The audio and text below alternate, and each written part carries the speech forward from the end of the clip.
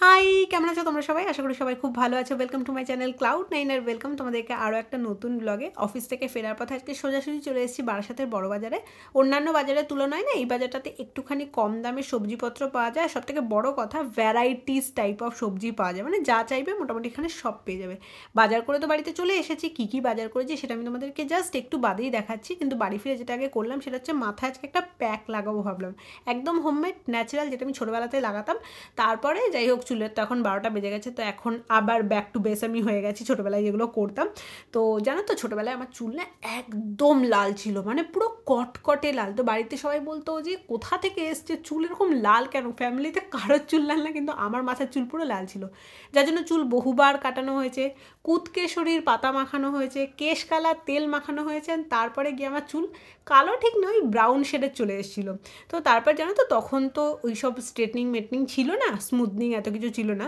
তো তখন বাড়িতে প্রত্যেক সপ্তাহে রবিবার করে এই প্যাকটা আমি ইউজ করতাম। হ্যাঁ, অবশ্যই তখন অ্যালোভেরা ইউজ করতাম না, তখন ডিম, দই, তারপরে তেল, অলিভ অয়েল দিতাম না, বদলে সর্ষের তেল দিতাম, বা ধরো লেবুর রস দিতাম, অনেক কিছু দিয়ে এরকম প্যাক ঠ্যাক বানাতাম। তো চুলটা না ভীষণ সিল্কি হয়ে যেত। আর কালার যদি করার হতো আমাদের মাথায়, তাহলে ইউজ করতাম হচ্ছে হেনা, ওর মধ্যে বেশি করে কফি দিয়ে দিতাম, ভাবতাম তাহলে একটা ব্রাউন ব্রাউন কালার আসবে। সবাই আমাকে বলতো তোর আর কিসের দরকার কফি, তোর তো চুল এমনিতেই ব্রাউন, কোনো ক্রমে লাল থেকে ব্রাউনে নিয়ে আসা হয়েছে, কালোই হচ্ছে না। বাট তখন যেন তো আমার এই লাল কালারের চুলটাও ভালো লাগতো না। এখন মনে হয় লাল করি, বাদামি করি, বিভিন্ন রকমের ইচ্ছা হয়, বাট করতে পারি না, এখন কালোই করি, কারণ আমার মাথায় প্রচুর গ্রে হেয়ার্স রয়েছে।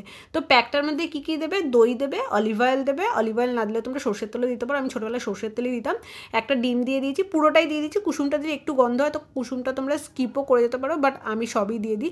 আর তার সাথে লেবুর রস দিয়ে দেবে, তারপর ওটাকে খুব খুব খুব ভালো করে মিক্স করে নেবে। আর জানো আজকে আমার এই প্যাকটা লাগানোর কোনো প্ল্যান ছিল না। ফ্রিজে একটা দই ছিল যেটা দেখলাম এক্সপায়ারি ডেট 2 দিন আগে চলে গেছে, তো ভাবলাম এটাকে না খেয়ে মাথায় লাগিয়ে নিই। আর দইটা মোটামুটি ভালোই ছিল, কারণ প্যাকেটটা খোলা ছিল না। তো একটা প্যাকেট দই পুরো ফেলে দেবো, ওর থেকে বরঞ্চ প্যাক লাগিয়ে খানিকটা ইউজ করে নিই। তারপরে আমি আবার গুগলও করলাম যে এরকম ইউজ করা যায় কিনা, তো বললো হ্যাঁ অ্যাকচুয়ালি এক্সপায়ারি ডেট চলে যাওয়ার পর দেখো যদি জিনিসটা ভালো রয়েছে তো ওটাকে কী সব করে খেতে বলছিল। তো খাওয়ার দাওয়ার রিক্সে আমি গেলাম না, আমি বললাম চুলে লাগিয়ে নিই। তো এখানে দেখতে পাচ্ছ আমি এখন চুল টুল খুলে নিয়েছি, আর ভালো করে পুরো মাথাতে আমি হাত দিয়ে দিয়ে লাগিয়ে নিয়েছি, আর এটাকে খানিকক্ষণ রাখবো। ডিমের তো একটা বাজে গন্ধ বেরোচ্ছিলো, বাট কিছু পাওয়ার জন্য কিছু তো ছাড়তেই হবে। তো এখানে গন্ধ ছাড়ছিল, কিন্তু এই গন্ধটা ছেড়ে গেলে যখন শ্যাম্পু করে নেবো, সুন্দর সিরাম লাগিয়ে নেবো, তখন কিন্তু এই গন্ধটা অনেকটা চলে যাবে। 2-3 দিন বাদে পুরোপুরি গন্ধ চলে যায়। আমি জিনিসপত্র নষ্ট বা অপচয় করা একেবারেই পছন্দ করি না, আর এটা শুধুমাত্র জিনিসপত্রের ক্ষেত্রে না, আমার লাইফে প্রত্যেকটা জিনিস, ইভেন্টের রিলেশনশিপের ক্ষেত্রেও আমি ভীষণভাবে ফলো করে চলি।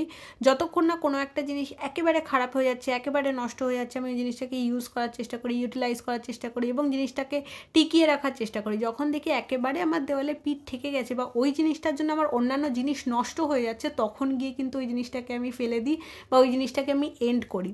তো অনেক কিছু জ্ঞান দিয়ে দিলাম, কারণ আমি তো মা জ্ঞানদা, আর এইসব জ্ঞানের কথা শুনলে অনেকে মোটিভেট হয়, তো আমার দিতেও ভালো লাগে। তো যাই হোক, এখানে দেখতে পাচ্ছি একটা বড় বাস্কেট নিয়ে চলে এসেছি, যেটার মধ্যে সবজিগুলো আমি প্যাকেট প্যাকেট করে রাখছি, কারণ এইভাবে রাখলে সবজিগুলো আমার অনেক দিন পর্যন্ত ভালো থাকে। তো দেখতে পাচ্ছ জিনিসটা আমি কত টেক কেয়ার করে রাখি, আমার গাছগুলোরও কিন্তু এইভাবেই টেক কেয়ার করে বড় করি। প্রচুর গাছে ফুল এসছে, ছোটো ছোটো বেবি গাছ হয়েছে, ওগুলো তোমাদেরকে আস্তে আস্তে পরে অন্য ভিডিওতে দেখাবো। আপাতত আজকে দেখো যে সবজিগুলো আমি কী কী এনেছি বাজার থেকে। তো টমেটো ছিল, ক্যাপসিকাম, গাজর, ফুলকপি এনেছি। ফুলকপির দাম এখনও কমেনি বাজারে। আমি বললাম দাদা ফুলকপি তো এখন সিজন, এত দাম কেন নিচ্ছ, 25 টাকা না 20 টাকা পিস নিয়েছে। তো বললো হ্যাঁ শীতকালের সিজন চলে এসেছে, বাট এখনও সবজির দাম কমেনি। ইভেন ধনে পাতাও দেখো 10 টাকার কোনটুকুনি দিয়েছে। আমি বললাম আর কবে দেবে, এরপর তো ধনে পাতা তোমরা ফেলে দেবে সবাই। বললো এখন ওরকম ফেলার টাইম আসেনি। তো যাই হোক 10 টাকার অল্প ধনে পাতা আমি নিয়ে এসেছি, কারণ আই লাভ ধনে পাতা, এবং সমস্ত তরকারির মধ্যে আমি ধনে পাতা দিই। আর এখানে দেখতে পাচ্ছ মাশরুমও নিয়ে এসেছি, মাশরুম 100 টাকার মতো নিয়ে এসেছি, 100 গ্রাম 100 টাকা মতো নেয়। তো এগুলো সবই প্যাকেট প্যাকেট করে রাখছি। আজকে প্রচুর শাক নিয়ে এসেছি, জানি না কতদিন ভালো থাকবে এগুলো। কর্নও নিয়ে এসেছি, আর এর মধ্যে বেশি কিছু ঢুকবে না। সুইট কর্ন, বেবি কর্ন দুটোই নিয়ে এসেছিলাম। পেঁয়াজ কলি নিয়ে এসেছি।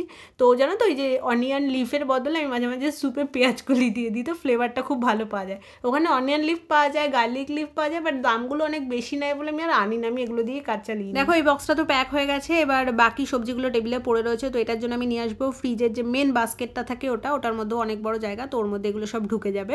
জানো তো আমার বাড়িতে এখন মাছ মাংস একেবারেই আসে না, কারণ আমি মাছ মাংসও দেখো ছোটো থেকেই খেতে পছন্দ করি না খুব একটা বেশি। আমি লিফি ভেজিটেবলস, গ্রিন ভেজিটেবলস আমার খুবই ভালো লাগে। মানে আমাকে সবজি ভাত দাও তুমি নিরামিষ, আমি খুব আরাম করে তৃপ্তি করে খাই। বাট মাছ মাংস খুব একটা বেশি ভালো লাগে না। এর মানে এই না কি আমি ভেজিটেরিয়ান, আমি নন ভেজিটেরিয়ান। যেরকম ডিম খাই, আর মামার বাড়িতে এখন আমাকে মাঝে মাঝে ডাকে, তো সপ্তাহে হয়তো একদিন গিয়ে রাত্রিবেলাতে খেয়ে আসি। মামার বাড়িতে আমার মাছ ছাড়া চলেই না। সোমবার দিন বাদ দিয়ে প্রত্যেক দিনই ননভেজ হয়, ম্যাক্সিমাম দিনই মাছ হয়। তো মামার বাড়িতে থাকাকালীন প্রচুর টাইপের মাছ খেয়েছি। হয়তো একবেলা খেতাম, দুপুরবেলা খেতাম বা রাত্রিবেলা খেতাম। তো কোনো দিনই ওরকম ছিল না কি আমি মাছ মাংসের খুব ভক্ত। বাট হ্যাঁ, এখন এই বাড়িতে একেবারেই আনা হচ্ছে না। মাথার প্যাকটা না হাফ অ্যান আওয়ার মতো আমি লাগিয়ে রেখেছিলাম এবং তারপরে শ্যাম্পু দিয়ে ভালো করে ধুয়ে নিয়েছিলাম। যেহেতু ঠান্ডা পড়ে গেছে, একটু হালকা গরম জল করে নিয়েছিলাম, তো ওই গরম জলেই পুরো স্নানই করে নিয়েছি, কারণ শুধু মাথা ধোয়া তো পসিবল না, একটা ডিমের বাজে গন্ধ বেরোচ্ছিল। চলে আসলাম হচ্ছে কিচেনে রান্না করব বলে। তো যে সমস্ত জিনিসপত্র আমার দরকার ছিল সেগুলো আমি সবই বার করে নিয়েছি, আর তার সাথে বার করে নিয়েছি হচ্ছে কর্নস্টার্চ, যেটা আজকে আমার রান্নাতে লাগবে। আজকে একটু টেস্টি খাবার খেতে ইচ্ছা করছিল, তো আমি কড়াই বার করে নিয়েছি, হাঁড়িতে জল বসিয়ে দিয়েছি। তো এই যে চালও ভিজিয়ে নিয়েছি ধুয়ে, এটা আমি এখন ভাত রান্না করব। আর একটা রসুন আমি জলের মধ্যে দিয়ে রেখেছি, কারণ এইভাবে ভিজিয়ে রাখলে 5-10 মিনিট রসুনের কোয়াগুলো খুব তাড়াতাড়ি ছাড়িয়ে যায়। চুল অনেকটা বেশ শুকিয়ে এসেছিলো, তো ভাবলাম যে আগে গিয়ে আমি চুলটাতে একটুখানি সিরাম লাগিয়ে আসি।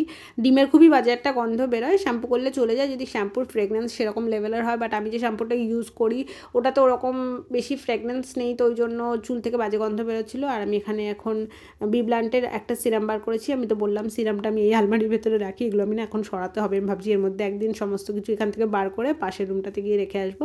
তো যাই হোক, এখানে আমি চুলের মধ্যে এখন সিরাম লাগিয়ে নিলাম, নিয়ে আবার আমি চলে গেলাম হচ্ছে রান্নাঘরে। যখন আমি ফ্রিজের ওপরে ট্রাইপডটা রাখি এরকম অ্যাঙ্গেলে একটা আমার শ্যুট হয়, আর যেটা কিনা আমার খুবই ভালো লাগে।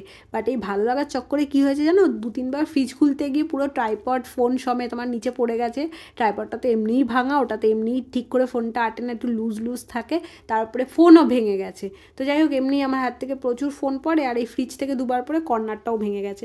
ফোন কিনবো বলেছি, নেক্সট ইয়ারে একটা ফোন নেব, 2024-এ তো আর কিছু নয়, তো দেখা যাবে। জানো তো সবাই আমাকে বলে যে তুই কি, তোর কি এত এন্থু, তোর কত এনার্জি, কি খাস, কি বাড়ি ফিরে এত খাটাখাটনির পর রান্না করিস, আর রান্না করতে তোর টায়ার্ড লাগে না? তো আমি সবাইকে বলি যে না, রান্নাটা না আমার কাছে এমন একটা জিনিস যেটা হচ্ছে আমার স্ট্রেস বাস্টার। মানে রান্না করতে আমি খুব ভালোবাসি, রান্না করলে আমার ফিল গুড ফ্যাক্টরটা আসে। কারণ ছোটোবেলা থেকে না আমার রান্না করার খুব ইচ্ছা ছিল, বাট মামার বাড়িতে সেরকম কখনো সুযোগ হয়ে ওঠেনি, কারণ দিদা নয়তো মামি রান্না করতো, তো আমাকে করতে দিত না, রান্না করে ঢুকতেই দিত না।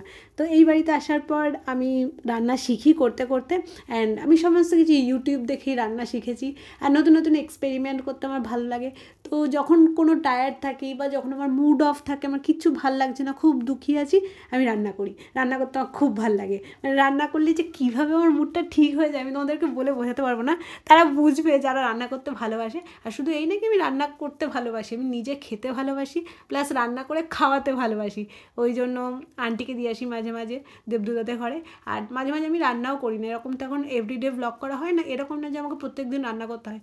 কোনো দিন আমি ওয়েন্ডিলার বাড়িতে খেয়ে নিই, কোনো দিন আন্টি আমাকে তরকারি দিয়ে যায়, আর এতটা দিয়ে যায় সেই তরকারি আমার শেষ করতে করতে 2 দিন টাইম লেগে যায়। তো আজকে আমার খেতে ইচ্ছা করছিল চিলি মাশরুম আর ভেজিস। তো এখানে আমি কি করলাম, একটুখানি মাশরুম আর বেবিকর্ন যেটা ছিল সেটাকে বয়েল করে নিলাম। তারপর তেলের মধ্যে রসুন কুচি দিয়ে দিলাম, পেঁয়াজ দিয়ে দিলাম, ক্যাপসিকাম দিয়ে দিলাম, হালকা নাড়াচাড়ার পর বয়েল করা মাশরুম আর বেবিকর্নটাকে দিয়ে নিলাম। তারপরে ব্ল্যাক পেপার দিলাম, লবণ দিলাম, আর কেচাপ যা আছে বাড়িতে তোমার, মোট কথা ketchup, red chilli sauce, soya sauce, green chilli sauce অল্প অল্প করে দিয়ে ভালো করে মিক্স করে নিলাম। এরপর জল দেবো, তারপরে একটু কর্নফ্লাওয়ার দিয়ে দেবো, কারণ থিকনেসটা আসবে। তাহলে আমি মাঝে মাঝে বয়েল ভেজিসও খেয়ে নিই, জানো তো, বয়েল ভেজিস খেতেও আমার খুবই ভালো লাগে। এরকম না যে যেগুলো হেলদি খাবার হয় ওগুলো টেস্টলেস হয়, আমার তো খুব ভালোই লাগে। আমি রেসিপি অন্য কোনো দিন শেয়ার করবো আবার ওটার। আজকে আপাতত আমি এইটা দেখালাম। আর এর সাথে ছিল হচ্ছে আমার ফ্রায়েড রাইস। তো ফ্রায়েড রাইসের জন্য কী কী দিয়েছি সেটা তোমরা ভিডিওতে দেখতেই পেলে। আচ্ছা শোনো, যারা এখনও পর্যন্ত আমার ইনস্টাগ্রাম আর ফেসবুক পেজটা চেক আউট করোনি, আমি ডেসক্রিপশন বক্সে লিঙ্ক দিয়ে দিয়েছি, মেকশিওর তুমি গিয়ে একবার দেখে এসো, যদি ভালো লাগে তাহলে ওখানেও একটু ফলো করে দিও। আর আমার এই চ্যানেলটাকে সাবস্ক্রাইব করতে একদমই ভুলো না। যদি ভিডিওটা ভালো লেগে থাকে তাহলে অবশ্যই লাইক শেয়ার কমেন্ট করে দিও। তো দেখা হচ্ছে তোমাদের সাথে অন্য একটা ভ্লগে আবার অন্য কোনো দিন। খুব ভালো থেকো, সুস্থ থেকো, আর সবাইকে ভালো রেখো। আমি এখন খেয়ে দিয়ে শুয়ে পড়বো। So good night.